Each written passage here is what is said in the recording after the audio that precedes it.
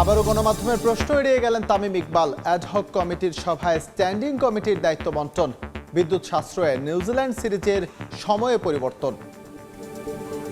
বাংলাদেশ সরকার encourage করছে যে আমরা যতটুকু ইলেকট্রিসিটি সেভ করতে পারি, এইগুলো চিন্তা মাথায় রেখে আমাদের নিউজিল্যান্ডের ম্যাচের টাইমিং আমরা চেঞ্জ করছি।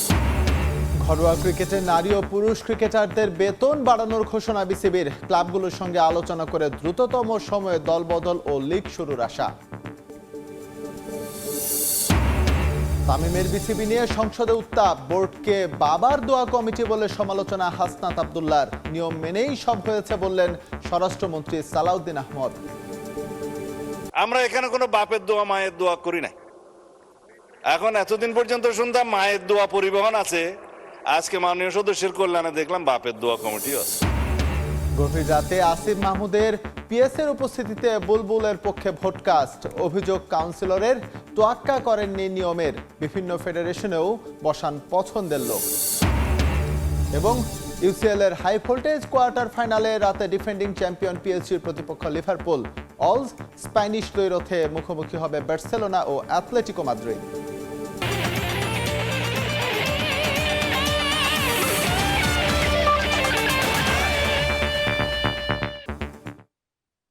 আবারও গণমাধ্যমের প্রশ্ন এড়িয়ে গেলেন বিসিবির নবগঠিত অ্যাডহক কমিটির প্রধান তামিম ইকবাল। বুধবারের বোর্ড সভা শেষে নিজেদের সিদ্ধান্ত জানিয়ে তড়িঘড়ি করে সংবাদ সম্মেলন কক্ষ ত্যাগ করেন সাবেক এই ক্রিকেটার। দ্বিতীয় সভায় কার্যনির্বাহী কমিটি বন্টন করা হয়েছে, বাড়ানো হয়েছে ঘরোয়া ক্রিকেটারদের বেতন। বিদ্যুৎ সাশ্রয়ে নিউজিল্যান্ড সিরিজের সূচি বদলাতে যাচ্ছে বিসিবি। জিনিস করি না ভাইয়া, দরকারটা কি? যেটা বলার তো ওটা শুনে নিয়েছি। Thank you. কেবল নামেই সংবাদ সম্মেলন, কাজের বেলায় এটা স্রেফ বিবৃতি পর্ব। নিজেদের সিদ্ধান্ত জানিয়েই তড়িঘড়ি করে সংবাদ সম্মেলন কক্ষ থেকে বেরিয়ে গেলেন তামিম ইকবাল। টানা দ্বিতীয় দিন এমন কাণ্ড বিসিবি অ্যাডহক কমিটি প্রধানের। সাংবাদিকদের অনুরোধ সত্ত্বেও কোনো প্রশ্ন করার সুযোগ দেননি। সংক্ষিপ্ত সংবাদ সম্মেলনে জানিয়ে দেয়া হয় বিভাগ বন্টনের হিসেব। ঘণ্টা দেড়েকের বৈঠকে 7 জন সশরীরে আর ভার্চুয়ালি যুক্ত হন 4 জন। তবে স্ট্যান্ডিং কমিটি বন্টনে এদিন ফাঁকা রাখা হয়েছে গুরুত্বপূর্ণ ক্রিকেট অপারেশনস বিভাগ। 24 ঘণ্টারও কম সময়ের ব্যবধানে মুখপাত্রের দায়িত্ব ছেড়েছেন তানজিল চৌধুরী। উনি আমাকে পার্সোনালি একটু রিকোয়েস্ট করেছেন যে আমি হয়তোবা সবসময় সময় দিতে পারবো না, তো আমার জায়গায় যদি আরেকজনকে নিয়োগ করা হয়। ফিন্যান্স আর টেন্ডার অ্যান্ড পারচেস কমিটি নিয়ে আগ্রহ ছিল সবচেয়ে বেশি, যার কোনোটাই নিজের কাছে রাখেননি তামিম। আর্থিক হিসেব সামলাবেন ইসরাফিল খসরু, কেনাকাটার দায়িত্বে সায়েদ ইব্রাহিম আহমেদ, বিপিএল আর গেম ডেভেলপমেন্টে ফাহিম সিনহা, গ্রাউন্ডসের দায়িত্বে রফিকুল ইসলাম বাবু। চলমান যুদ্ধের প্রভাব পড়ছে ক্রিকেট মাঠেও। নিউজিল্যান্ড সিরিজে বিদ্যুৎ সাশ্রয়ে সূচি পরিবর্তন করার সিদ্ধান্ত অ্যাডহক কমিটির। একদিনের ম্যাচগুলো শুরু হবে সকালে, টি-20 শেষ করা হবে রাতের আগেই। বাংলাদেশ সরকার এনকারেজ করছে যে আমরা যতটুকু ইলেকট্রিসিটি সেভ করতে পারি, যতটুকু এদিকে আমরা সবাই মিলে অ্যাজ আ নেশন যতটুকু হেল্প করতে পারি, সো এইগুলো চিন্তা মাথায় রেখে আমাদের নিউজিল্যান্ডের ম্যাচের টাইমিং আমরা চেঞ্জ করছি। সিদ্ধান্ত এসেছে ঘরোয়া ক্রিকেটের বেতন কাঠামো নিয়ে। নারী আর পুরুষ দুই বিভাগেই পারিশ্রমিক বাড়ানো হয়েছে উল্লেখযোগ্য হারে। ফার্স্ট ক্লাস ক্রিকেটারদের বেতন বাড়ছে। এনসিএল লঙ্গার ভার্সনের ম্যাচ ফি 70,000 থেকে বেড়ে 1 লাখ টাকা করার সিদ্ধান্ত। বেতন বাড়ছে জাতীয় দলের বাইরে থাকা 35 নারী ক্রিকেটারদেরও। পুরুষদের মতো তাদেরও ম্যাচ ফি বাড়িয়েছেন তামিম ইকবাল। এদিকে দ্রুতই অচল অবস্থা কাটতে যাচ্ছে ঘরোয়া ক্রিকেটের। ঢাকা লিগের ক্লাবগুলোর সঙ্গে আলোচনা করে দ্রুতই মাঠে ক্রিকেট ফেরানোর প্রত্যাশা জানিয়েছেন তামিম ইকবাল। ইমিডিয়েটলি প্রত্যেকটা টিমের সাথে বসবো প্রিমিয়ার লিগের, আর ওনাদের সাথে ডিসকাশন করে যত দ্রুত দল বদলের ডেট আমরা দিয়ে দিতে পারি আর খেলাটা মাঠে শুরু করে দিতে পারি, এটাই আমাদের টার্গেট। সাব্বির মিথুন, সময় সংবাদ, ঢাকা। অন্তর্বর্তী সরকারের সাবেক ক্রীড়া উপদেষ্টা ক্ষমতার অপব্যবহার করে একতরফাভাবে যে বিসিবি গঠন করেছিল, বর্তমান সরকার সেই অনিয়মের তদন্ত করে নিয়ম মাফিক ক্রিকেট বোর্ডের অ্যাডহক কমিটি গঠন করেছে। সংসদ অধিবেশনে এমন মন্তব্য করেছেন স্বরাষ্ট্রমন্ত্রী সালাউদ্দিন আহমদ। বিরোধী দলীয় সংসদ সদস্য হাসনাত আব্দুল্লাহ বিসিবির অ্যাডহক কমিটিকে বাবার দোয়া কমিটি বলে মন্তব্য করলে এর প্রেক্ষিতে এসব কথা বলেন স্বরাষ্ট্রমন্ত্রী। দেশের আলোচিত ক্রীড়া federation Bangladesh cricket board Aminul Islam বুলবুলের কমিটি ভেঙে তামিম ইকবাল বসেছেন দেশের ক্রিকেটের সর্বোচ্চ আসনে। শুধু দেশেই নয়, মঙ্গলবার দিনভর এ নিয়ে আলোচনা হয় বিশ্বব্যাপী। ক্রিকেট বোর্ডের নতুন কমিটি নিয়ে আলোচনা হয়েছে সংসদেও। গেল বিসিবি নির্বাচনে অনিয়ম দেখিয়ে জাতীয় ক্রীড়া পরিষদ বোর্ড ভেঙে দেওয়ার পরদিনই সরকার ও বিরোধী দলীয় সংসদ সদস্যের বক্তব্যে উত্তপ্ত জাতীয় সংসদ। মোট 24টি অনিয়মের ব্যাখ্যা দিয়ে আমিনুল ইসলামের বোর্ড বিলুপ্ত ঘোষণা করে এনএসসি, যেই রিপোর্ট পাঠানো হয়েছে বিশ্ব ক্রিকেটের নিয়ন্ত্রক সংস্থা আইসিসির কাছেও। একই সঙ্গে তামিম ইকবালকে প্রধান করে 11 সদস্যের অ্যাডহক কমিটি গঠন করে দেয় দেশীয় ক্রীড়ার নিয়ন্ত্রক সংস্থা। তবে সংসদ অধিবেশনে এই বোর্ডকেই বাবার দোয়া কমিটি বলে মন্তব্য করেন বিরোধী দলীয় সংসদ সদস্য হাসনাত আব্দুল্লাহ। এখন আর বাংলাদেশ ক্রিকেট বোর্ড এটা নাই, এটা হয়ে গেছে বাপের দোয়া ক্রিকেট বোর্ডে পরিণত হয়েছে। গেল বিসিবি নির্বাচন অন্তর্বর্তী সরকারের সাবেক ক্রীড়া উপদেষ্টা আসিফ মাহমুদ সজীব ভুইয়া প্রভাবিত করেছেন এই অভিযোগ পুরনো। এজন্য নির্বাচনে অংশ নেয়া থেকে বিরত থাকে প্রথম বিভাগের 50টি ক্লাব। এছাড়াও সরে যান অনেক ক্রিকেট সংগঠক। তবে এনএসসির এই অ্যাডহক কমিটিতে ফিরেছেন তাদের অনেকেই। বিশেষ করে তামিম ইকবালের মতো আন্তর্জাতিক মানের ক্রিকেটার সভাপতি হওয়ায় এই বোর্ড নিয়ে নেতিবাচক কথা বলার কোনো সুযোগ নেই বলে মন্তব্য করেন স্বরাষ্ট্রমন্ত্রী সালাউদ্দিন আহমদ। আমরা এখানে কোনো বাপের দোয়া মায়ের দোয়া করি না।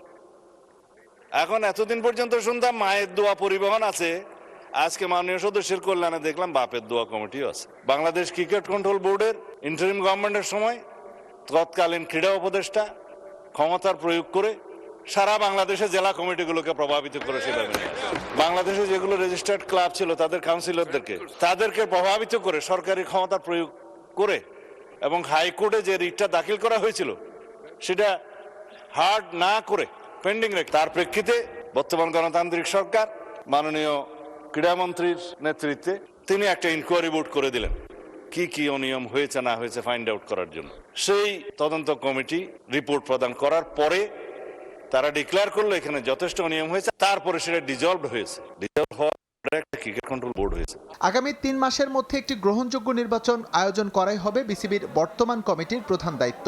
পাশাপাশি সম্প্রতি দেশের ক্রিকেট যে তার সুনাম হারিয়েছে সেটা ফিরিয়ে আনতেও বোর্ড কাজ করে যাবে বলে জানান তামিম ইকবাল। দ্রুতভাবে আমরা এই জিনিসটা এসএম ইকবাল, সময় সংবাদ। অ্যাডহক কমিটির 3 মাস সময়কালে সাকিব আল হাসান ইস্যুতে মাথা ঘামানো উচিত হবে না। এর চেয়ে সুষ্ঠু নির্বাচন প্রক্রিয়ার দিকে মনোযোগী হওয়া উচিত তামিম ইকবালের। তবে নিজেরা নির্বাচন করতে চাইলে কমিটি থেকে পদত্যাগ করে নেয়াই ভালো হবে বলে মনে করেন ক্রিকেট বোর্ডের সাবেক পরিচালক খন্দকার জামিল উদ্দিন। কমিটির 4 সদস্যের রাজনৈতিক সংশ্লিষ্টতা থাকলেও ক্রিকেট বোর্ড চালাতে তা কোনো বাধা নয় বলে মনে করেন তিনি। ঐতিহ্যগতভাবেই এই উপমহাদেশে এরকম হয়ে আসছে বলে মনে করেন Jamil Uddin. Aminul Islam Bulbul, caught and bowled by Tamim Iqbal. যে চেয়ারে এতদিন বসেছিলেন বুলবুল, এখন তা তামিমের। ক্রিকেট বোর্ডের অধিকর্তা, লাল সবুজের সাবেক ক্যাপ্টেন এবং দেশ সেরা ওপেনার। যদিও এখনো পূর্ণকালীন দায়িত্ব পাননি তিনি। 3 মাস সময়ের জন্য আপৎকালীন দায়িত্বভার তুলে দেওয়া হয়েছে তামিমের কাঁধে, যার প্রধান লক্ষ্য নির্বাচন আয়োজন, যা হবে সুষ্ঠু এবং সর্বজন গৃহীত। কিন্তু প্রথম দিন থেকেই চলছে আলোচনা। এর মাঝে সবচেয়ে বেশি যে আলোচনায় তা সাকিবের ফেরা সংক্রান্ত। যদিও পোর খাওয়া সংগঠকদের আশা, বিতর্কিত এই ইস্যুতে মাথা না ঘামিয়ে নিজের অভিষ্ট লক্ষ্যের দিকেই আপাতত দৌড়াবেন তামিম ইকবাল। সাকিব সংক্রান্ত ইস্যুতে সে এখন মাথা গলাবে না। সে তখনই মাথা ঘামাবে যখন সে নির্বাচনের পরে পার্মানেন্টলি যদি সে প্রেসিডেন্ট হিসাবে আসে, তখন এই বিষয়টা নিয়ে, কারণ এই বিষয়টা একটু বিতর্কিত বিষয় তো। এটা সরকারের ব্যাপার আছে, মন্ত্রণালয়ের ব্যাপার আছে, দেশের জনগণের ব্যাপার আছে, অনেকগুলো পক্ষ। অ্যাডহক কমিটির সভাপতি হয়েছেন, তার প্রধান দায়িত্ব কিন্তু নির্বাচনটা করা। দায়িত্ব পেয়ে সঙ্গীদের নিয়ে ইতোমধ্যে 2টো বৈঠক করেছেন তামিম ইকবাল। জানিয়েছেন অ্যাডহক কমিটিতে থাকলেও পরবর্তী নির্বাচনে অংশ নিতে চান তিনি। গঠনতন্ত্র খুঁজলে বিষয়টি নিয়ে কোনো আপত্তি করার কিছু নেই, কিন্তু পাবলিক পারসেপশন মাথায় নিলে পদ ছেড়েই আবার নির্বাচনের মাঠে নামা উচিত বলে মনে করেন বিসিবির সাবেক পরিচালক খন্দকার জামিল উদ্দিন। অ্যাডহক কমিটি থেকে পদত্যাগ করে তারপর নির্বাচন করবে। যেহেতু গঠনতন্ত্রে কোনো বাধা নাই, নির্বাচনটা যদি গ্রহণযোগ্য হয় তাহলে কিন্তু তারা চেয়ার পোস্টের মুখে পড়বে না। কমিটিতে যারা আছে তারা যদি নির্বাচন করতে চায় তারাও একই রকমভাবে পদত্যাগ করবে। তামিমের অ্যাডহক কমিটির সবচেয়ে বড় দুর্বলতা এর রাজনৈতিক সংশ্লিষ্টতা। 3 জন সদস্য সরাসরি বর্তমান সরকারের মন্ত্রীর স্বজন, কিন্তু এখানেও কোনো সমস্যা দেখেন না জামিল উদ্দিন। তার মতে এটা উপমহাদেশের বাস্তবতা। আশা নিজেদের কাজ দিয়েই তারা মুখ বন্ধ করবেন সমালোচকদের। অ্যাডহক কমিটির সদস্য হিসেবে তাদের যাত্রাটা শুরু হয়েছে, বড় দায়িত্ব। এখন তারা দায়িত্বটা কতটুকু পালন করতে পারবে তার উপরে কিন্তু নির্ভর করবে তাদের গ্রহণযোগ্যতাটা। এখন তারা যদি দায়িত্বটা ঠিকভাবে পালন করে তাহলে নতুন হলে তো আমি কোনো সমস্যা দেখি না। বোর্ডে সরকারি হস্তক্ষেপের অভিযোগ এনে ইতোমধ্যে আইসিসিকে ব্যবস্থা নেওয়ার জন্য আহ্বান জানিয়েছেন সাবেক প্রেসিডেন্ট বুলবুল। তবে জামিলের মতে সে পথটা বন্ধ হয়ে গেছে বুলবুলের কারণেই। যে বোর্ডটা ভেঙে দেওয়া হয়েছে সেই বোর্ডটা কিন্তু আইসিসির বিরুদ্ধে গিয়ে ওয়ার্ল্ড কাপে অংশগ্রহণ করে নাই। সেটা আইসিসির কাছে কিন্তু একটা বড় একটা বিষয় যে এই বোর্ডকে ভেঙে দেওয়াটার জন্য যে তারা কোনো শাস্তি আরোপ করবে না বাংলাদেশ ক্রিকেট বোর্ডের উপরে, সেটা কিন্তু ওই বোর্ডই কিন্তু এটার একটা সুরাহা করে দিয়ে গেছে। নিয়ন মুহাইমিন, সময় সংবাদ, ঢাকা। আমিনুল ইসলাম বুলবুলকে বিসিবি সভাপতি করতে নিয়ম নীতির তোয়াক্কা করেননি তৎকালীন ক্রীড়া উপদেষ্টা আসিফ মাহমুদ সজীব ভুঁইয়া। ফলাফল পক্ষে আনতে বিসিবি নির্বাচনের 3 দিন আগে চালু করেন ভোটিং সিস্টেম। গভীর রাতে আসিফ মাহমুদের পিএস উপস্থিত থেকে বুলবুলের পক্ষে কাস্ট করেন সব ভোট, এমন অভিযোগ কাউন্সিলর ও সার্চ কমিটির সদস্য অবসরপ্রাপ্ত মেজর ইমরোজ আহমেদের। ক্রীড়াঙ্গন সংস্কারে সার্চ কমিটি করলেও সাবেক ক্রীড়া উপদেষ্টা নিজের মন মতোই কমিটি দিতেন বলেও এসেছে অভিযোগ। জুলাই অভ্যুত্থানের নায়ক রাষ্ট্র পরিচালনার দায়িত্ব নিয়ে অনেকের কাছে হয়ে ওঠেন ভিলেন। দুর্নীতি আর ক্ষমতা অপব্যবহারের নানা অভিযোগ আসতে থাকে সাবেক উপদেষ্টা আসিফ মাহমুদ সজীব ভুঁইয়ার নামে, যার বড় উদাহরণ ক্রিকেট বোর্ডের বিতর্কিত নির্বাচন। যুব ও ক্রীড়া মন্ত্রণালয়ের দায়িত্ব নিয়ে সাবেক অধিনায়ক ফারুক আহমেদকে বিসিবির হট চেয়ারে বসান আসিফ। তার সঙ্গে বনিবনা না হওয়ায় ক্ষমতার অপব্যবহার করে ফারুককে সরিয়ে আমিনুল ইসলাম বুলবুলকে 4 মাসের জন্য উপহার দেন বিসিবির চেয়ার। এরপর শুরু হয় সাবেক উপদেষ্টার বিসিবি নির্বাচন ঘিরে নীল নকশা। এনএসসির তদন্ত প্রতিবেদন অনুযায়ী বুলবুলকে স্থায়ীভাবে নির্বাচিত করতে ক্ষমতার দাপট দেখান আসিফ মাহমুদ। রিপোর্টে উল্লেখ করা হয় নিয়ম নীতির তোয়াক্কা না করে জেলা ও বিভাগীয় কাউন্সিলরশিপ পরিবর্তন করে বসান পছন্দের লোক। 5 জন কাউন্সিলর ভোট দিলেন, বাট সেই 5 জন কাউন্সিলরের থেকে 2 জনকে আপনি বিসিবির বোর্ডে আনলেন না। তাহলে আপনি জেনারেল বডির সদস্য না হয়ে আপনি ক্রিকেট বোর্ডের সদস্য হয়ে গেলেন। ওই 5 জনকে আপনি তো উইথড্র করতে পারেন না, কারণ ওরা তো জেনারেল বডির সদস্য। ইলেকশন হয়ে যাওয়ার পর আপনি অন্য 2 জনকে নমিনেট করলেন, আবার একজনকে রাত্রেবেলা 11টার মধ্যে আবার বাতিল করে দিলেন। ইলেকশন ছিল 6 তারিখে, আপনি অনলাইন ভোটিং ওপেন করে রেখেছেন 3 তারিখ থেকে। যারা ভোট দিয়েছেন সবাই 6 তারিখে ভোটিং কেন্দ্রে হাজির ছিলেন। তো এটাতে কি বোঝা যায়? Everybody was in the country, but তারা সিন্ডিকেট করে একসাথে সবাই ভোট দিয়েছে টু এনশিওর যে আপনাকে আমি বলেছি আমাকে ভোট দিতে হবে, ইউ আর সিইং যে আমি আপনাকে ভোট দিয়েছি কিনা। আমি তো ওনার এপিএসকে দেখেছি ঘুরে বেড়াচ্ছে শেরাটনে, ওনার আরও সহযোগীদেরকে দেখেছি ওইখানে 3 তারিখ রাত্রে ঘুরে বেড়াচ্ছে। ভোটিংয়ের জালিয়াতির বিষয়টা কিন্তু উঠে এসেছে।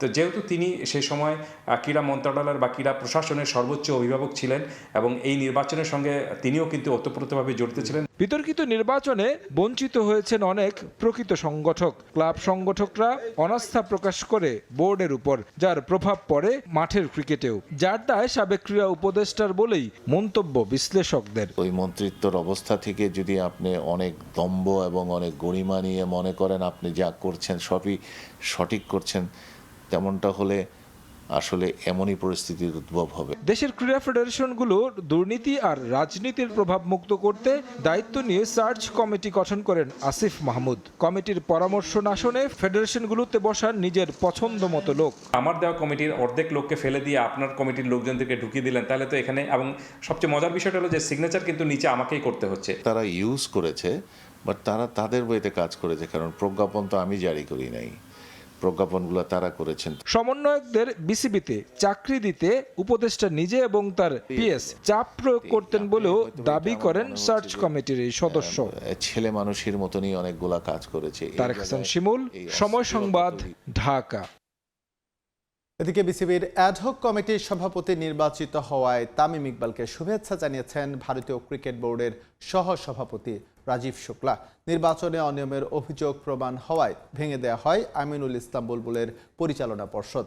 সাবেক অধিনায়ক তামিম ইকবালকে সভাপতি করে গঠন করা হয় 11 সদস্যের অ্যাডহক কমিটি। প্রতিবেশী দেশের ক্রিকেট বোর্ডে রদবদলের পর শুভকামনা জানিয়েছে ভারতীয় ক্রিকেট বোর্ড। সহসভাপতি রাজীব শুক্লা সামাজিক যোগাযোগ মাধ্যম এক্সে দেয়া এক বার্তায় বাংলাদেশ ক্রিকেট বোর্ডের সভাপতি হয় তামিম ইকবালকে অভিনন্দন জানিয়েছেন। তিনি আরও বলেন, একজন সাবেক অধিনায়ক হিসেবে তামিমের নেতৃত্বে দেশ ও দেশের বাইরে ক্রিকেটের সম্ভাবনা আরও উজ্জ্বল হবে। মোস্তাফিজ ইস্যুতে বাংলাদেশ ভারত সম্পর্কের চরম অবনতি হয়। টাইগার পেসারকে আইপিএলের দলে কলকাতা নাইট রাইডার্স বাদ দেওয়ার জের ধরে ফেব্রুয়ারিতে টি-20 বিশ্বকাপে অংশ নেয়নি বাংলাদেশ। তবে তামিম সভাপতি হওয়া এবং রাজীব শুক্লার শুভেচ্ছা বার্তা নতুন করে ইঙ্গিত দিচ্ছে দুদেশের শীতল সম্পর্ক আবারও সুন্দর হওয়ার।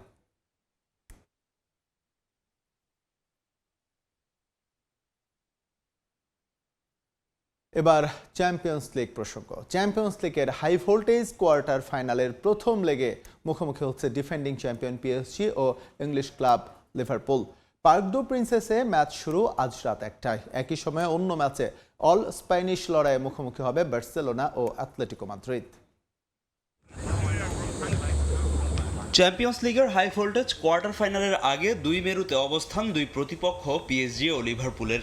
লিগ ওয়ানে দারুণ ছন্দে কাটানো পিএসজি রয়েছে আত্মবিশ্বাসের তুঙ্গে, অন্যদিকে একের পর এক হারে নাজেহাল ইংলিশ ক্লাব লিভারপুল। পিএসজি যেখানে লড়াই করছে নিজেদের পরবর্তী ইউরোপিয়ান শিরোপার জন্য, সেখানে এই টুর্নামেন্টে অংশগ্রহণ করাটাই চ্যালেঞ্জিং হয়ে পড়েছে লিভারপুলের জন্য।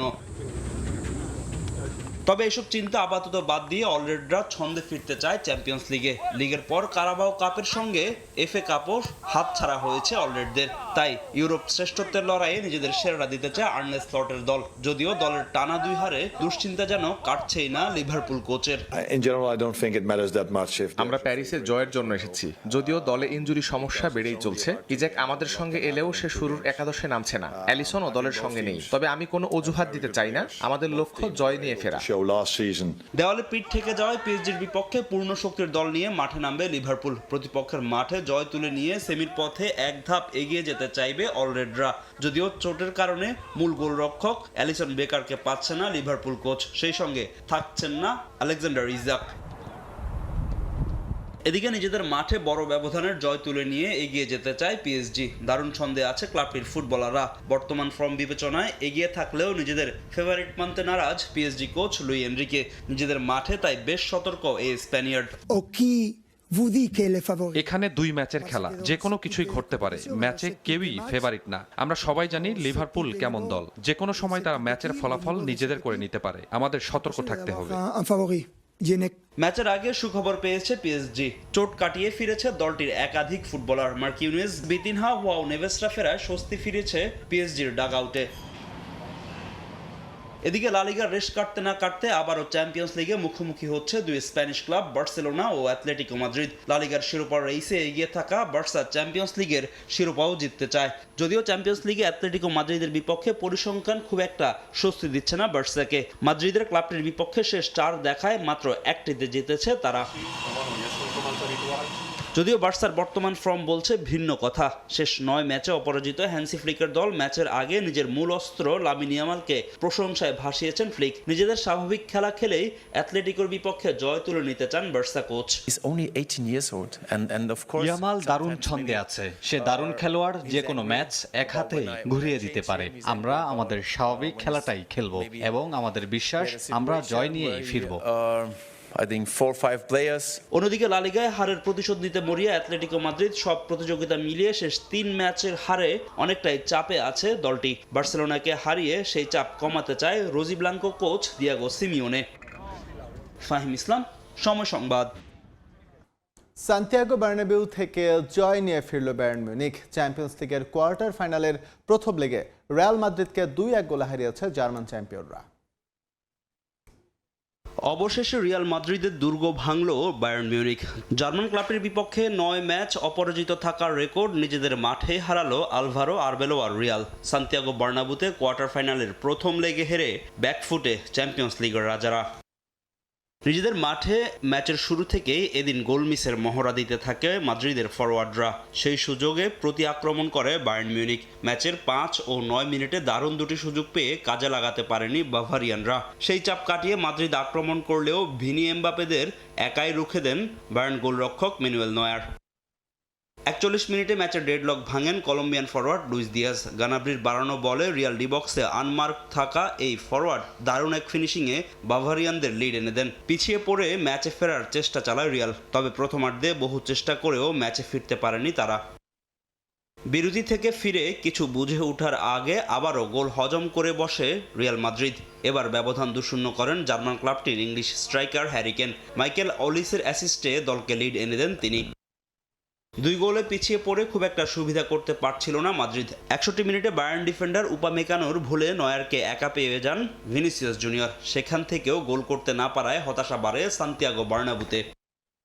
তবে ঘুরে দাঁড়ানোর জন্য হাল ছাড়েনি মাদ্রিদ। 74 মিনিটে অবশেষে বায়ার্নের রক্ষণ ভাঙে লস ব্লাঙ্কোস। ট্রেন্ট আলেকজান্ডার আর্নল্ডের অ্যাসিস্ট থেকে দলকে ম্যাচে ফেরানোর ইঙ্গিত দেন কিলিয়ান এমবাপে। ম্যাচের শেষ দিকে দুই দল আক্রমণ চালালেও গোলের দেখা পায়নি কোনো দল। শেষ পর্যন্ত 2-1 গোলের হারে মাঠ ছাড়ে রিয়াল মাদ্রিদ। এ হারে স্প্যানিশ ক্লাবটির সেমিফাইনালে যাওয়ার সমীকরণটা অনেকটাই কঠিন হয়ে পড়েছে। এদিকে স্পোর্টিং লিসবনের মাঠ থেকে জয় নিয়ে ফিরেছে আর্সেনাল। প্রতিপক্ষের মাঠে শুরু থেকে বল দখলে এগিয়ে থাকলেও কিছুতেই গোলের দেখা পাচ্ছিল না গানার্স। আর্সেনালের আক্রমণ বেশ ভালোভাবেই সামাল দিয়েছে স্পোর্টিং লিসবনের ডিফেন্ডাররা। প্রথমার্ধের পর দ্বিতীয়ার্ধের পুরোটা সময় নিজেদের জাল অক্ষত রাখে পর্তুগিজ ক্লাবটি, তবে শেষ রক্ষা হয়নি। ম্যাচের যোগ করা সময়ে কপালপুরে লিসবনের। 91 মিনিটে গ্যাব্রিয়েল মার্তিনেল্লির অ্যাসিস্টে অবশেষে ডেডলক ভাঙে আর্সেনাল। কাই হ্যাভার্টসের এই গোলে জয় নিয়ে সেমির পথে এক পা দিয়ে রাখল গানার্স। ফাহিম ইসলাম, সময় সংবাদ। চ্যাম্পিয়ন্স লিগে বায়ার্ন মিউনিখের বিপক্ষে রিয়াল মাদ্রিদের হাই ভোল্টেজ ম্যাচে সান্তিয়াগো বার্নাবেউতে উঠল ইসলাম বিরোধী স্লোগান। ম্যাচ শুরুর আগে উগ্র সমর্থকদের এমন আচরণে স্তম্ভিত ফুটবল বিশ্ব। 2030 বিশ্বকাপের সহ আয়োজক স্পেনের জন্য এই ঘটনা বড় উদ্বেগের। এর আগে মিশরের বিপক্ষে স্পেনের প্রীতি ম্যাচেও একই ধরনের ঘটনার জন্য তদন্ত শুরু করেছে ফিফা, যার কারণে শাস্তির মুখে স্প্যানিশ ফুটবল ফেডারেশন। স্প্যানিশ ফুটবলে বর্ণবাদ ও ধর্মীয় বিদ্বেষের বিষ বাষ্প যেন থামছেই না। সান্তিয়াগো বার্নাবুতে চ্যাম্পিয়ন্স লিগে রিয়াল বায়ার্নের কোয়ার্টার ফাইনালের হাই ইন্টেন্স ম্যাচ। তবে সব রোমাঞ্চ ঢাকা পড়ে গেল বিদ্বেষের কালো ছায়ায়। বায়ার্নের কাছে রিয়ালের হারের ক্ষতের চেয়েও বড় হয়ে দাঁড়িয়েছে গ্যালারির কিছু উগ্র সমর্থকের কর্মকাণ্ড।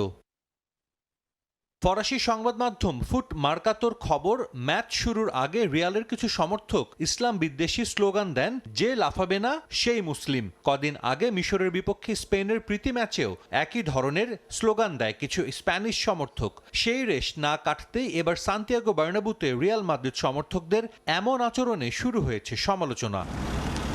2030 বিশ্বকাপের সহ আয়োজক স্পেন ফিফা বিশ্বকাপকে বর্ণবাদ বিরোধী প্ল্যাটফর্ম হিসেবে ব্যবহারের পরিকল্পনা করছে। এমন পরিস্থিতিতে স্বাগতিক দেশেই বারবার এমন ঘটনা স্পেনের আন্তর্জাতিক গ্রহণযোগ্যতাকেই প্রশ্নের মুখে ফেলেছে। রেফারি তার অফিসিয়াল রিপোর্টেও এই ঘটনার কথা উল্লেখ করেছেন, যা এখন ফিফার ডিসিপ্লিনারি কমিটির হাতে।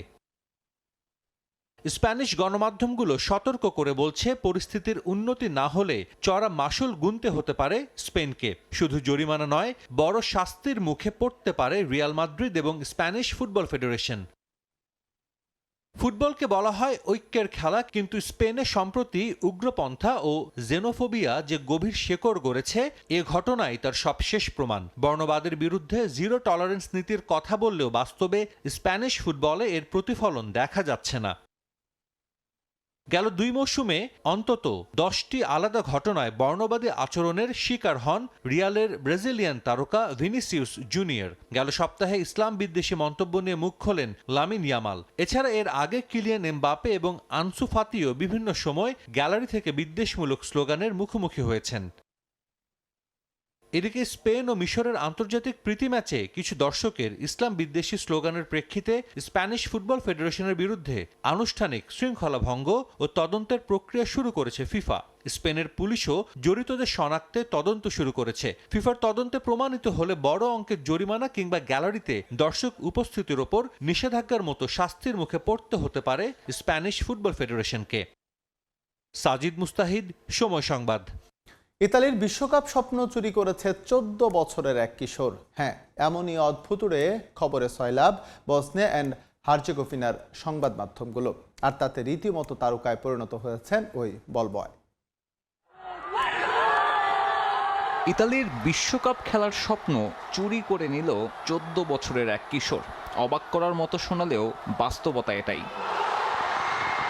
প্লে অফ জিতে আজুরিদের হৃদয় ভেঙেছে বসনিয়া অ্যান্ড হার্জেগোভিনা। সপ্তাহখানেক আগে হওয়া যে ম্যাচ নিয়ে এখনও উন্মাদনা কাটেনি ইউরোপিয়ান দেশটায়। ইতিহাসের মাত্র দ্বিতীয় বিশ্বকাপ, তাও এলো 4 বারের বিশ্ব চ্যাম্পিয়নদের টপকে। ঐতিহাসিক এই অর্জনে বড় অবদান 14 বছরের এক কিশোর আফান সিজমিকের।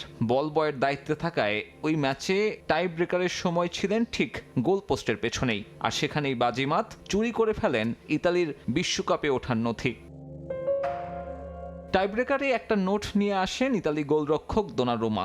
সেখানে প্রতিপক্ষের কোন প্লেয়ার কোন দিকে পেনাল্টি শট নিতে পারে তা নিয়েই ছিল নির্দেশনা। তবে প্রথম শটের পর সেই মহামূল্যবান নথি চুরি করে ফেলে বসনিয়ান বলবয়।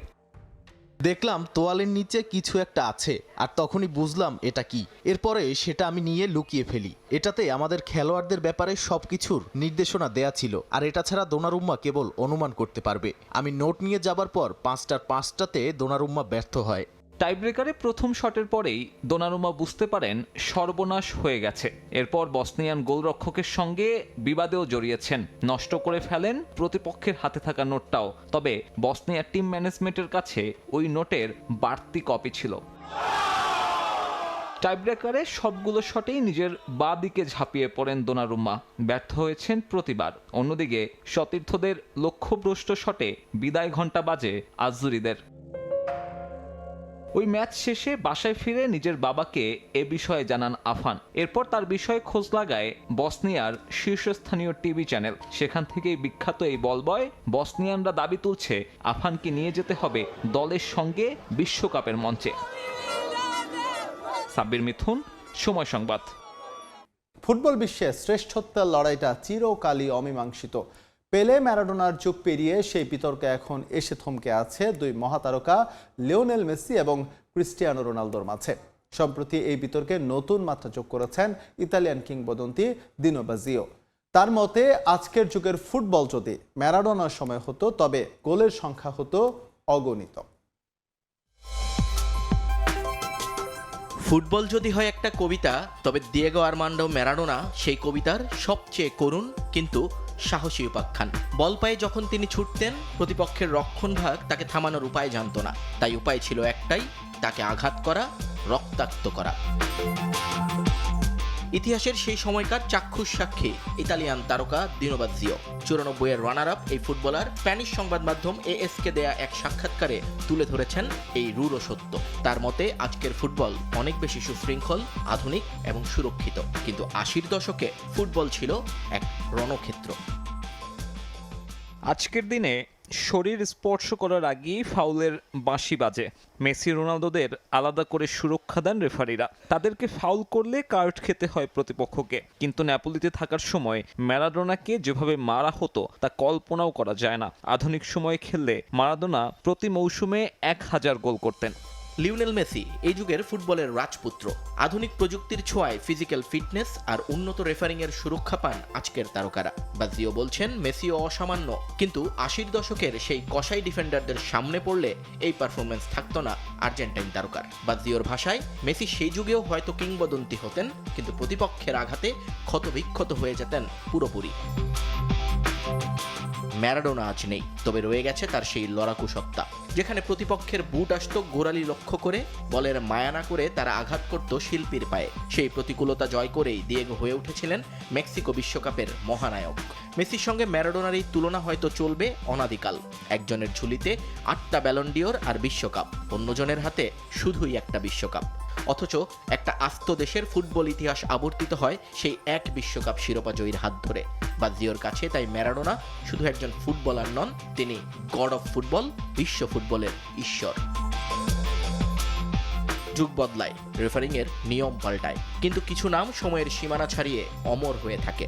ম্যারাডোনা সেই নাম, যিনি প্রতিকূলতাকে পায়ের তলায় পিষে জয় করেছিলেন গোটা দুনিয়া। নিয়ন মুহাইমিন, সময় সংবাদ। বিশ্বকাপের আগেই ব্রাজিলের সঙ্গে নতুন চুক্তি করেছেন কোচ কার্লো আনচেলত্তি। 2030 সাল পর্যন্ত সেলেসাওদের সঙ্গে চুক্তি নবায়ন করেছেন তিনি, এমন খবর এসেছে ইউরোপের শীর্ষ সারির বেশ কয়েকটি গণমাধ্যমে। নতুন চুক্তি অনুযায়ী ইতালিয়ান কোচের বার্ষিক পারিশ্রমিক 10 মিলিয়ন ইউরো ধরা হয়েছে, যা বাংলাদেশি মুদ্রায় 130 কোটি টাকা। এত বিশাল অঙ্কের অর্থে এর আগে কখনোই কাউকে কোচ বানায়নি সিবিএফ। 2002 সালের পর বিশ্বকাপে সোনালী ট্রফিটা ছুঁয়ে দেখেনি ব্রাজিল। একে একে কেটেছে কতগুলো বসন্ত। ব্রাজিল সমর্থকরা শুধুই দর্শক, দ্য গ্রেটেস্ট শো অন আর্থে। গেল কয়েক বছর তো ছিল আরও হতাশায় মোড়ানো। কোয়ার্টার ফাইনালে ইউরোপ বাধা পাড়ি দিতেই ব্যর্থ সেলেসাওরা। দুর্দশা কাটাতে নানা কাঠখড় পুড়িয়ে গত বছর 12 মে ইতালিয়ান কোচ কার্লো অ্যানচেলত্তিকে ব্রাজিলের কাণ্ডারি করে আনে দেশটির ফুটবল ফেডারেশন। ডন কার্লোর মন গলাতে নানা প্রতিবন্ধকতার মুখে পড়তে হয়েছিল সিবিএফকে, তবে শেষ পর্যন্ত সফল হয় তারা। অ্যানচেলত্তির ছোঁয়ায় 2026 বিশ্বকাপে সাফল্য খরা কাটাতে চায় সেলেসাওরা। এবছর জুলাইয়ে শেষ হবে অ্যানচেলত্তির চুক্তির মেয়াদ। এত কষ্ট করে যাকে আনা হয়েছে কোচ করে, সেই কার্লোকে এত সহজে হাতছাড়া করতে চায় না ব্রাজিল। তাই তো 2030 সাল পর্যন্ত তার সঙ্গে চুক্তি সেরে ফেলেছে সিবিএফ। নতুন চুক্তি অনুযায়ী ইতালিয়ান কোচের বার্ষিক পারিশ্রমিক 10 মিলিয়ন ইউরো ধরা হয়েছে, যা বাংলাদেশি মুদ্রায় 130 কোটি টাকা। এত অর্থে এর আগে কাউকে কোচ করেনি দেশটির ফুটবল ফেডারেশন। এ মাসের শুরুতে যুক্তরাষ্ট্র সফরে ফ্রান্সের কাছে 2-1 গোলে হারলেও ক্রোয়েশিয়ার বিপক্ষে 3-1 গোলের জয় পায় ব্রাজিল। এই 2 ম্যাচ চলাকালীন ব্রাজিল ফুটবল ফেডারেশনের সঙ্গে মৌখিক চুক্তিতে সম্মত হন অ্যানচেলত্তি। এখনও আনুষ্ঠানিক ঘোষণা না দিলেও দ্রুতই এ বিষয়ে জানাবে সিবিএফ, এমন খবরই এসেছে গণমাধ্যমে। পারভিন আক্তার, সময় সংবাদ। দিনাজপুরের কৃতি সন্তান ও তরুণ অ্যাথলেট মোহাম্মদ সাখাওয়াত হোসেন সাকিব গড়েছেন অনন্য নজির। ঢাকা থেকে দিনাজপুর পর্যন্ত দীর্ঘ পথ দৌড়ে পাড়ি দেওয়ার চ্যালেঞ্জ নিয়ে হয়েছেন সফল। দুঃসাহসিক অভিযান শেষ করতে সাকিবের সময় লেগেছে 7 দিন। দিনাজপুর 0 পয়েন্টে এসে পৌঁছলে তাকে স্বাগত জানায় সবাই।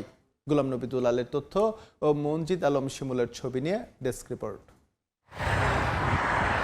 দিনাজপুরের সন্তান সাখাওয়াত হোসেন সাকিব মাদকের ভয়াল গ্রাস থেকে তরুণ সমাজকে রক্ষা এবং উত্তরবঙ্গের জেলা দিনাজপুরের ঐতিহ্যকে বিশ্ব দরবারে তুলে ধরার প্রত্যয়ে এক ব্যতিক্রমী উদ্যোগ নেন তরুণ এই অ্যাথলেট। ঢাকা থেকে দিনাজপুর পর্যন্ত দীর্ঘ পথ দৌড়ে অতিক্রম করার এই দুঃসাহসিক অভিযানে ইতিমধ্যেই অভাবনীয় এক নজির গড়েছেন তিনি।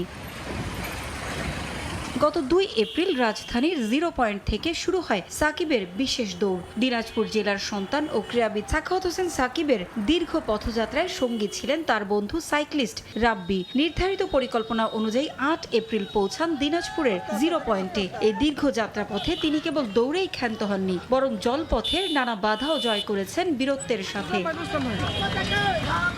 অভিযানের তৃতীয় দিন 4 এপ্রিল অনন্য কৃতিত্ব অর্জন করেন সাকিব। এদিন সকাল 9:15 তিনি যমুনা নদীতে সাঁতার শুরু করেন। উত্তাল ঢেউয়ের সাথে প্রায় 3 ঘন্টার লড়াই চালিয়ে দুপুর 12:07 সফলভাবে নদী পাড়ি দেন। দিনাজপুরের 0 পয়েন্টে পৌঁছালে পরিবার, স্বজন ও জেলা প্রশাসনের পক্ষ থেকে তাকে ফুল দিয়ে বরণ করে নেওয়া হয়। আমার ছেলেকে সবাই দোয়া করবেন যাতে এর থেকে অনেক বড় হতে পারে আর কি। হ্যাঁ, তারপর ওর ইচ্ছা আয়রনম্যান হওয়ার। দিনাজপুরে আমাদের বুঝা মানুষ অন্যান্য জায়গার ডিস্ট্রিক্টের লোক বুঝতে পারবে যে দিনাজপুরে কিছু মানুষ মাদকের বিরুদ্ধে থাকে। রাস্তা সম্বন্ধে ধারণা ছিল না, গুগল ম্যাপ দেখে আসতেছিলাম। গুগল ম্যাপের কারণে একটু ঘোরাঘুরি বেশি হয়েছে। হাইওয়ে থেকে একটু বাইপাস নিতে গেলেই রাস্তা ভুলে যেতাম। আমাদের টোটাল জার্নি 360 কিলোমিটার মাইল ফলকে, কিন্তু আমাদের টোটাল জার্নি 400+ হয়ে গেছে। চমৎকারে অর্জনের পর নিজের অভিজ্ঞতা তুলে ধরেন সাকিব। দৌড়ানোর একটা অনেক দিনের পরিকল্পনা ছিল আমার। সেই সুবাদে আমি একটি স্লোগান সাথে নিয়ে রানিং করি। স্লোগানটি হলো মাদকের বিরুদ্ধে এসো দৌড়াই। এটি এটা আমার স্লোগানটার একটাই কারণ, আমাদের দেশে এখন মাদকাসক্তর হার বাড়ে যাচ্ছে, যে কারণে সকলকে সতর্ক রাখার জন্য এবং থাকার জন্য এই আহ্বান করা। সাকিবের এই যাত্রাকে তরুণদের জন্য একটি মাইল ফলক হিসেবে অভিহিত করেছে জেলা প্রশাসন ও আয়োজকরা। 0 পয়েন্ট থেকে দিনাজপুর 0 পয়েন্ট পর্যন্ত এই দীর্ঘ পথ, এবং তার সাথে সাইকেলের সহযোগিতা করেছে রাব্বি। আমি দুজনকে অভিনন্দন জানাচ্ছি, এবং এই মেসেজটা শুধু দিনাজপুর নয়, গোটা বাংলাদেশকে দেওয়া হয়েছে যে আসুন মাদকের বিরুদ্ধে সোচ্চার হই, নিজেও মাদক থেকে দূরে থাকি, ক্রিয়াঙ্গনে সম্পৃক্ত থাকি, নিজেকে গড়ি, পরিবারকে গড়ি এবং সমাজকে গড়ি। এই যে সাকিব এবং রাব্বিদের যে উত্থান, এটি আমাদেরকে হয়তোবা ইঙ্গিত দিচ্ছে যে আমরা পথ হারাবো না, আমরা আবার পথ ফিরে পাবো। আমাদের যুব সমাজ যদি এই ধরনের যারা ত্যাগী আছে, যারা নিজের মনোবল এবং নিজের ইচ্ছাশক্তি বলে বলিয়ান হয়ে পৃথিবীর শক্ত শক্ত যেই হার্ডলগুলো আছে সেগুলো অতিক্রম করতে পারে, এই শিক্ষা থেকে যদি আমাদের তরুণ প্রজন্মরাও যদি তারা যদি উৎসাহিত হয়। সাখাওয়াত হোসেন সাকিব দিনাজপুর শহরের রামনগর এলাকার বাসিন্দা। তার বাবা একজন ফল ব্যবসায়ী। সাকিব দিনাজপুরের স্বনামধন্য শিক্ষা প্রতিষ্ঠান সেন্ট জোসেফ স্কুল থেকে 2022 সালে এসএসসি পরীক্ষায় উত্তীর্ণ হন। সড়ক পথে দৌড়ে জেলার ঐতিহ্যকে তুলে ধরায় আনন্দিত দিনাজপুরবাসী। সময় সংবাদ, দিনাজপুর। এ পর্যায়ে খেলার সময় শীর্ষ সংবাদ জেনে দিচ্ছি আরেকবার। আবারও গণমাধ্যমের প্রশ্ন এড়িয়ে গেলেন তামিম ইকবাল। অ্যাডহক কমিটির সভায় স্ট্যান্ডিং কমিটির দায়িত্ব বন্টন, বিদ্যুৎ সাশ্রয়ে নিউজিল্যান্ড সিরিজের সময় পরিবর্তন। বাংলাদেশ সরকার এনকারেজ করছে যে আমরা যতটুক ইলেকট্রিসিটি সেভ করতে পারি, এইগুলো চিন্তা মাথায় রেখে আমাদের নিউজিল্যান্ডের ম্যাচের টাইমিং আমরা চেঞ্জ করছি। তামিমের বিসিবি নিয়ে সংসদে উত্তাপ, বোর্ডকে বাবার দোয়া কমিটি বলে সমালোচনা হাসনাত আব্দুল্লাহর। নিয়ম মেনেই সব হয়েছে বললেন স্বরাষ্ট্রমন্ত্রী সালাউদ্দিন আহমদ। এবং ইউসিএল এর হাই ভোল্টেজ কোয়ার্টার ফাইনালের রাতে ডিফেন্ডিং চ্যাম্পিয়ন পিএসজির প্রতিপক্ষ লিভারপুল অল স্প্যানিশ দ্বৈরথে মুখোমুখি হবে বার্সেলোনা ও অ্যাথলেটিকো মাদ্রিদ। এই ছিল খেলার সময়। এরপর প্রবাসের সময়ের সঙ্গে থাকবেন মেজবাউল আলী। ধন্যবাদ ইকবাল। প্রবাসের সময় নিয়ে আসছি কিছুক্ষণ পর, সঙ্গেই থাকুন সময়।